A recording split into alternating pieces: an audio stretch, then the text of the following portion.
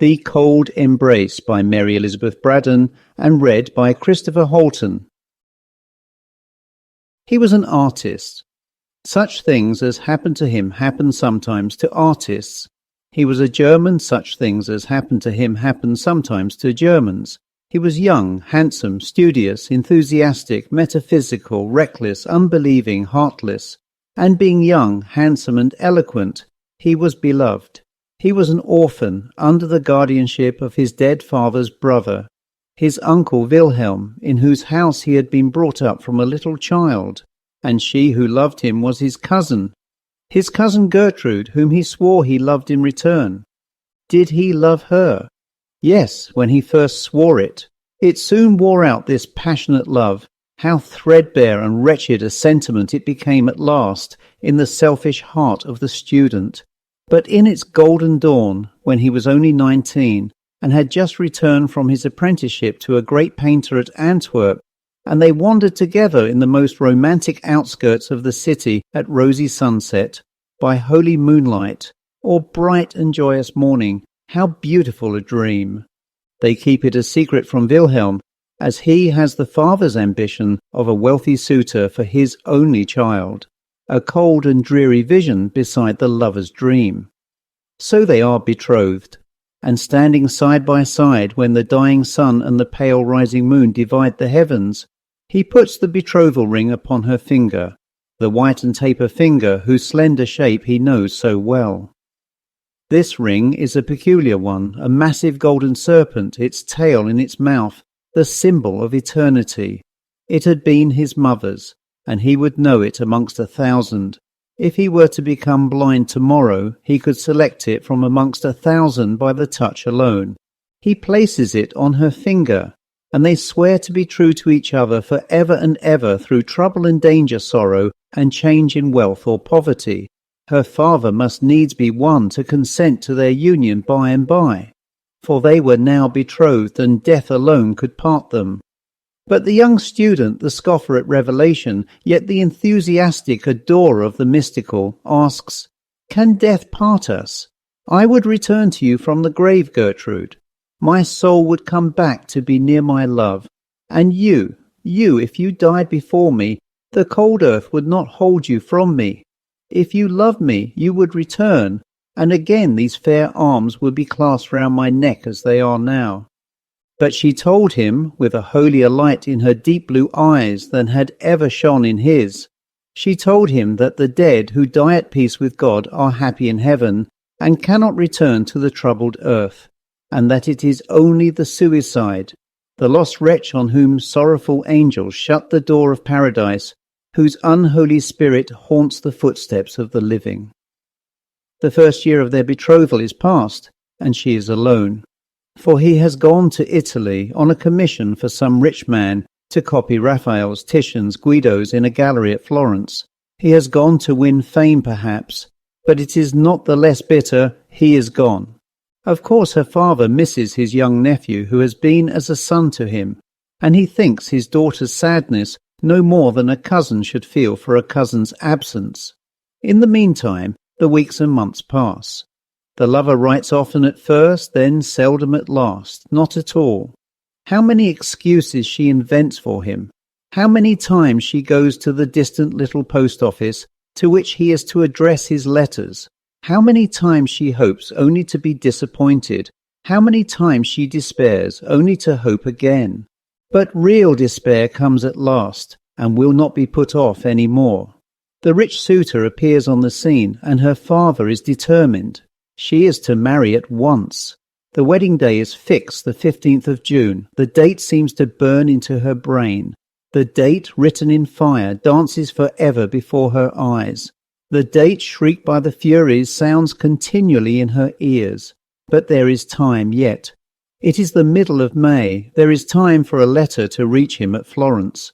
There is time for him to come to Brunswick, to take her away and marry her, in spite of her father, in spite of the whole world.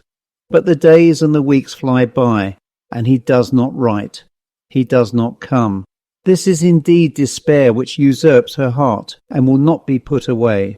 It is the 14th of June. For the last time she goes to the little post office. For the last time she asks the old question, and they give her for the last time the dreary answer, no, no letter. For the last time, for tomorrow is the day appointed for the bridal. Her father will hear no entreaties. Her rich suitor will not listen to her prayers.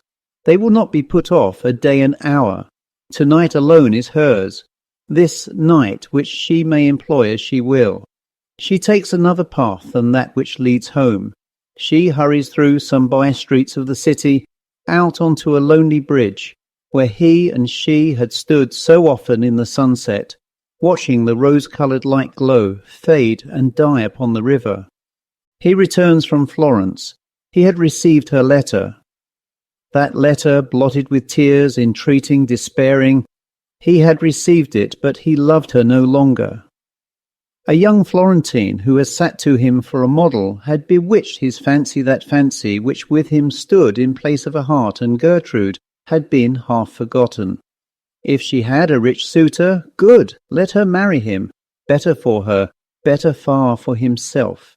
He had no wish to fetter himself with a wife. Had he not his art always, his eternal bride, his unchanging mistress?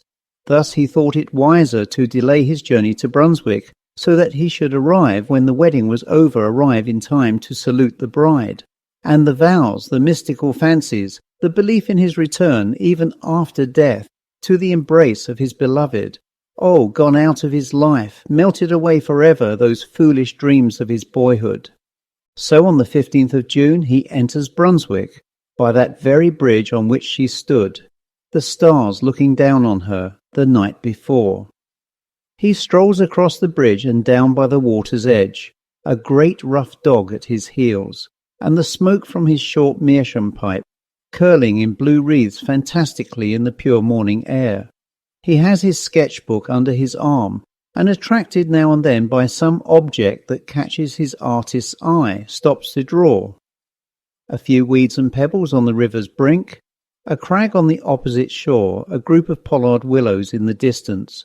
When he has done, he admires his drawing, shuts his sketchbook, empties the ashes from his pipe, refills from his tobacco pouch, sings the refrain of a gay drinking song, calls to his dog, smokes again, and walks on. Suddenly he opens his sketchbook again. This time that which attracts him is a group of figures. But what is it? It is not a funeral, for there are no mourners. It is not a funeral, but a corpse lying on a rude bier, covered with an old sail carried between two bearers. It is not a funeral, for the bearers are fishermen in their everyday garb. About 100 yards from him they rest their burden on a bank. One stands at the head of the bier, the other throws himself down at the foot of it, and thus they form the perfect group. He walks back 2 or 3 paces, selects his point of sight, and begins to sketch a hurried outline. He has finished it before they move. He hears their voices, though he cannot hear their words, and wonders what they can be talking of. Presently he walks on and joins them. "You have a corpse there, my friends," he says. "Yes, a corpse washed ashore an hour ago." "Drowned?" "Yes, drowned. A young girl, very handsome." "Suicides are always handsome," says the painter, and then he stands for a little while, idly smoking and meditating, looking at the sharp outline of the corpse and the stiff folds of the rough canvas covering. Life is such a golden holiday for him, young, ambitious, clever, that it seems as though sorrow and death could have no part in his destiny. At last he says that as this poor suicide is so handsome, he should like to make a sketch of her. He gives the fishermen some money, and they offer to remove the sailcloth that covers her features. No, he will do it himself. He lifts the rough, coarse, wet canvas from her face. What face? The face that shone on the dreams of his foolish boyhood, the face which once was the light of his uncle's home, his cousin Gertrude, his betrothed. He sees, as in one glance while he draws one breath, the rigid features, the marble arms, the hands crossed on the cold bosom, and on the third finger of the left hand the ring which had been his mother's, the golden serpent. The ring which, if he were to become blind, he could select from 1,000 others by the touch alone. but he is a genius and a metaphysician. Grief, true grief, is not for such as he. His first thought is flight anywhere out of that accursed city, anywhere far from the brink of that hideous river, anywhere away from remorse, anywhere to forget. He is miles on the road that leads away from Brunswick before he knows that he has walked a step. It is only when his dog lies down panting at his feet that he feels how exhausted he is himself, and sits down upon a bank to rest. How the landscape spins round and round before his dazzled eyes, while his morning sketch of the two fishermen and the canvas-covered bier glares redly at him out of the twilight. At last, after sitting a long time by the roadside, idly playing with his dog, idly smoking, idly lounging, looking as any idle, light-hearted travelling student might look, yet all the while acting over that morning's scene in his burning brain 100 times a minute, at last he grows a little more composed, and tries presently to think of himself as he is, apart from his cousin's suicide. Apart from that, he was no worse off than he was yesterday. His genius was not gone. The money he had earned at Florence still lined his pocketbook. He was his own master, free to go whither he would. And while he sits on the roadside, trying to separate himself from the scene of that morning, trying to put away the image of the corpse covered with the damp canvas sail, trying to think of what he should do next, where he should go, to be farthest away from Brunswick and remorse, the old diligence coming rumbling and jingling along. He remembers it. It goes from Brunswick to Aix-la-Chapelle. He whistles to the dog, shouts to the postilion to stop, and springs into the coupe. During the whole evening, through the long night, though he does not once close his eyes, he never speaks a word. But when morning dawns and the other passengers awake and begin to talk to each other, he joins in the conversation. He tells them that he is an artist, that he is going to Cologne and to Antwerp to copy Rubens's and the great picture by Quentin Matsys in the museum. He remembered afterwards that he talked and laughed boisterously, and that when he was talking and laughing loudest, a passenger, older and graver than the rest, opened the window near him and told him to put his head out. He remembered the fresh air blowing in his face, the singing of the birds in his ears, and the flat fields and roadside reeling before his eyes. He remembered this, and then falling in a lifeless heap on the floor of the diligence. It is a fever that keeps him for 6 long weeks on a bed at a hotel in Aix-la-Chapelle. He gets well, and, accompanied by his dog, starts on foot for Cologne. By this time he is his former self once more. Again the blue smoke from his short meerschaum curls upwards in the morning air. Again he sings some old university drinking song, again stops here and there, meditating and sketching. He is happy and has forgotten his cousin, and so on to Cologne. It is by the great cathedral he is standing, with his dog at his side. It is night, the bells have just chimed the hour, and the clocks are striking 11. The moonlight shines full upon the magnificent pile, over which the artist's eye wanders, absorbed in the beauty of form. He is not thinking of his drowned cousin, for he has forgotten her, and is happy.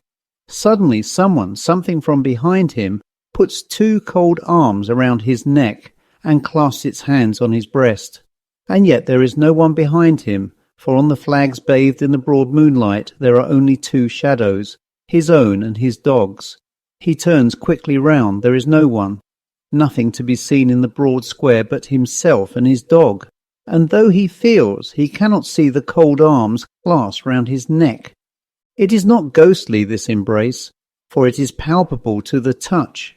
It cannot be real, for it is invisible.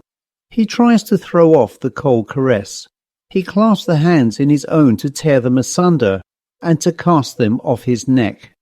He can feel the long, delicate fingers cold and wet beneath his touch, and on the 3rd finger of the left hand he can feel the ring which was his mother's, the golden serpent, the ring which he has always said he would know among 1,000 by the touch alone. He knows it now. His dead cousin's cold arms are round his neck. His dead cousin's wet hands are clasped upon his breast. He asks himself if he is mad. "Up, Leo!" he shouts. Up, up, boy! And the Newfoundland leaps to his shoulders. The dog's paws are on the dead hands, and the animal utters a terrific howl and springs away from his master. The student stands in the moonlight, the dead arms around his neck, and the dog at a little distance moaning piteously. Presently a watchman, alarmed by the howling of the dog, comes into the square to see what is wrong.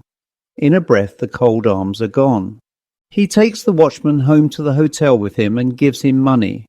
In his gratitude he could have given the man half his little fortune. Will it ever come to him again, this embrace of the dead? He tries never to be alone. He makes 100 acquaintances and shares the chamber of another student. He starts up if he is left by himself in the public room of the inn where he is staying, and runs into the street. People notice his strange actions and begin to think that he is mad. But, in spite of all, he is alone once more. For one night, the public room being empty for a moment, when on some idle pretence he strolls into the street is empty too. And for the second time he feels the cold arms round his neck. And for the second time, when he calls his dog, the animal shrinks away from him with a piteous howl. After this he leaves Cologne, still travelling on foot. Of necessity now, for his money is getting low. He joins travelling hawkers, he walks side by side with labourers, he talks to every foot passenger he falls in with, and tries from morning till night to get company on the road. At night he sleeps by the fire in the kitchen of the inn at which he stops. But do what he will, he is often alone, and it is now a common thing for him to feel the cold arms around his neck. Many months have passed since his cousin's death. Autumn, winter, early spring. His money is nearly gone, his health is utterly broken, he is the shadow of his former self, and he is getting near to Paris. He will reach that city at the time of the carnival. To this he looks forward. In Paris, in carnival time, he need never surely be alone, never feel that deadly caress. He may even recover his lost gaiety, his lost health, once more resume his profession, once more earn fame and money by his art. How hard he tries to get over the distance that divides him from Paris, while day by day he grows weaker, and his steps slower and more heavy. But there is an end at last. The long dreary roads are past. This is Paris, which he enters for the first time. Paris, of which he has dreamed so much. Paris, whose million voices are to exorcise his phantom.